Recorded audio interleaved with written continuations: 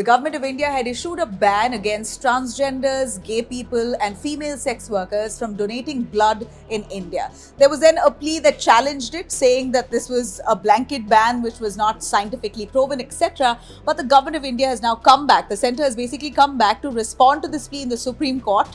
And the centre says they have issued these guidelines based on scientific evidence. The government, in its response to the Supreme Court, says that the ruling was given out because transgenders, gays, and female sex workers are at high risk of HIV, hepatitis B, and C. In fact, the affidavit cites research from a slew of local and international reputed scientific journals, such as the International Journal of Community Medicine and Public Health and the International Journal of STD and AIDS.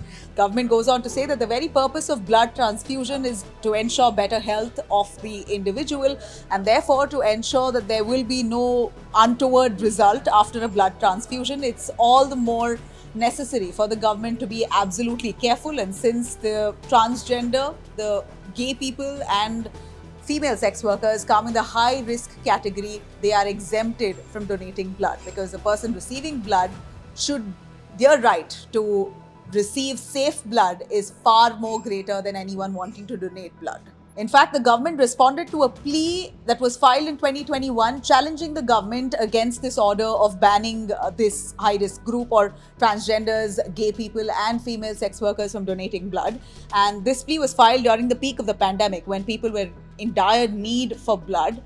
There were a bunch of the people within the LGBT community who were highly offended with this kind of blanket ruling. In that plea, the person argues that donor blood is first tested for infectious diseases, including hepatitis B, hepatitis C, and HIV/AIDS. Such a ban solely on the basis of their gender identity and sexual orientation is completely arbitrary, unreasonable, and discriminatory. It's also unscientific. That's what the plea read. Permanently excluding these communities from donating blood and categorizing them as high risk only on the basis of their gender identity and sexual orientation is violative of their right to be treated equally as other blood donors. This is what the petition had read. For more informative videos like this, keep watching India Today Newsmo.